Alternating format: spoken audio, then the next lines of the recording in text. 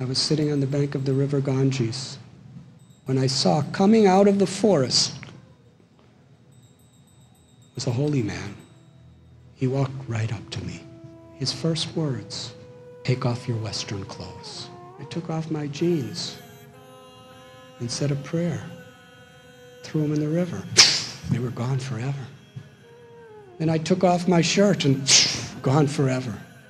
And then he had these 2 strips. He said, these will be your underpants. Throw your underpants in the Ganges. Now this was becoming serious surrender the first day.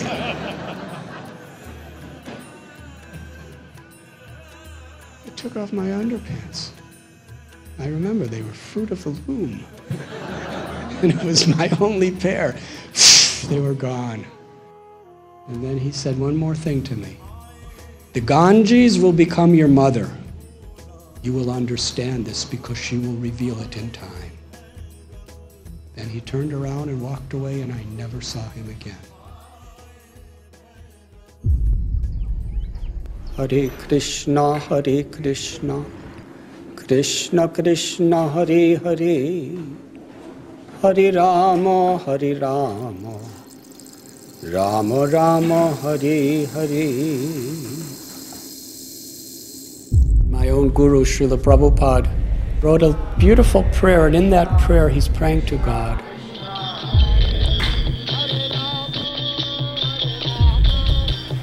Just let me be a puppet. Make me dance to give happiness and joy to others.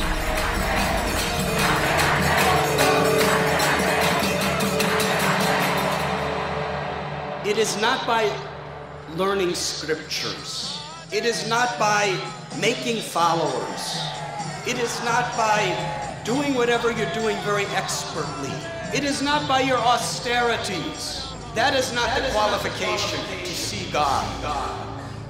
It is only devotion.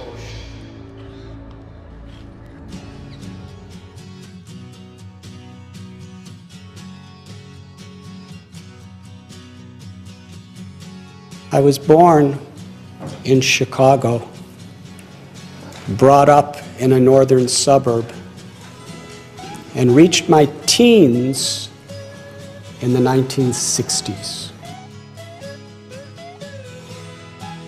Here I was, being taught as we would pledge allegiance to our flag, that this was a nation which was the home of the free.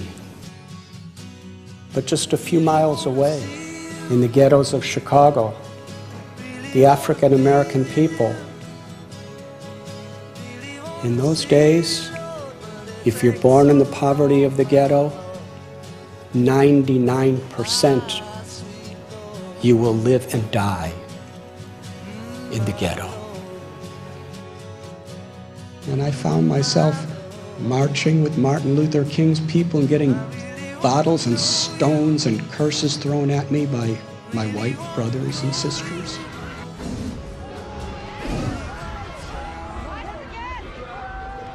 Meanwhile, the music of the 60s, they were like our prophets. They were singing about revolution, about peace and love. At the same time, there was a war raging in Vietnam, and when you turned 18, unless you had a deferment, you were drafted and forced to fight. I found myself in Grant Park in Chicago at the Democratic conventions on a peaceful demonstration to just question the validity of the Vietnam War, and I was tear gassed and chased and clubbed down by the police, who I was taught were protecting my freedom.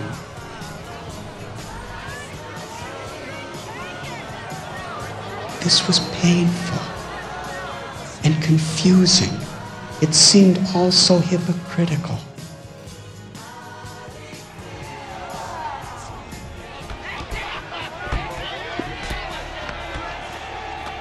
And I came to the conclusion, if I really want to make a difference in the world, I have to find a spiritual foundation for myself.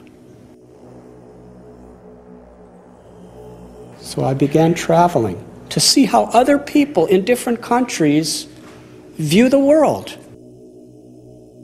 And it's a long story, but I had a calling on the top of a mountain, praying, meditating, and reading books from sunrise to sunset.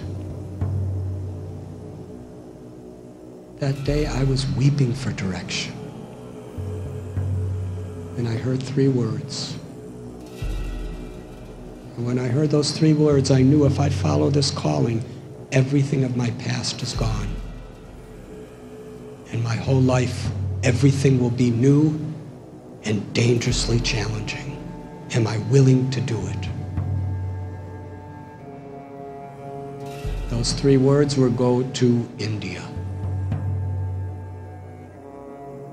While I was in India, wandering around through the Himalayas and the jungles, and going to different ashrams and learning from Buddhists and yogis and Baha'is and Sikhs and Jains and Parsis, I was trying to understand so much. In the Middle East, I was studying Islam, that I really wanted to search to find out, is there a common essence of all these spiritual paths that could unite us instead of divide us?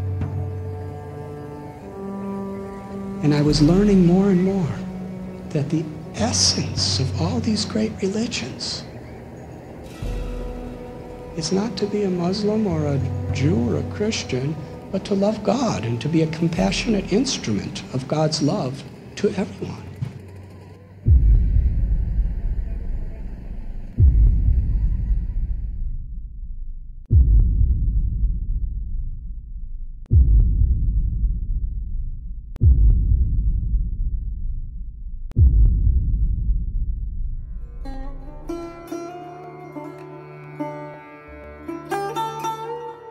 In 1970, I hitchhiked from London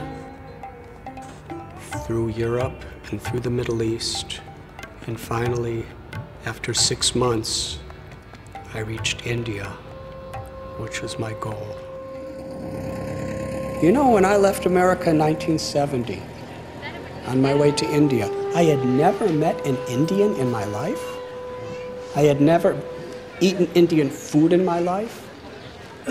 And in my case, I didn't know where India was, and I didn't have a map, but I just had faith if I keep hitchhiking east, I'm going to get there.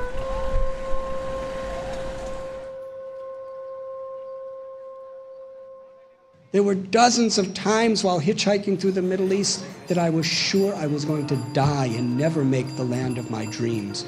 But here I was, only a couple steps away. I scrimped up all my money. I remember exactly. It was 26 cents in 4 different currencies. I was covered with dust. I was very, very sickly, but I felt such great anticipation. I finally arrived.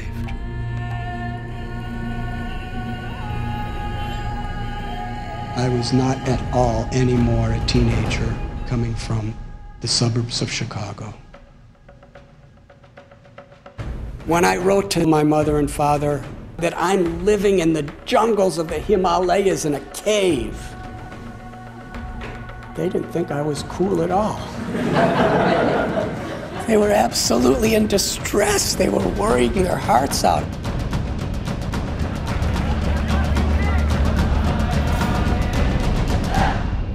I lived for some time with Mother Teresa. I'll never forget something she told me. She said that the real problem in this world is hunger. Not hunger of the stomach, hunger of the heart.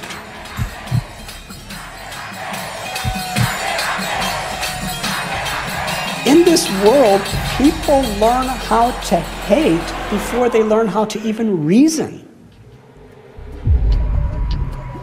People should learn to understand the universal values.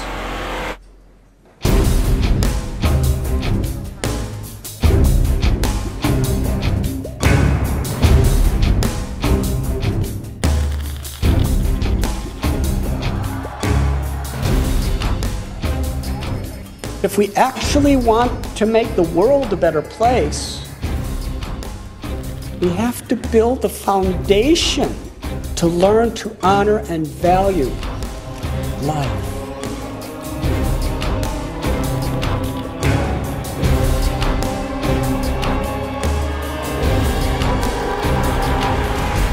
Real education is to have the wisdom to see every living being with equal vision.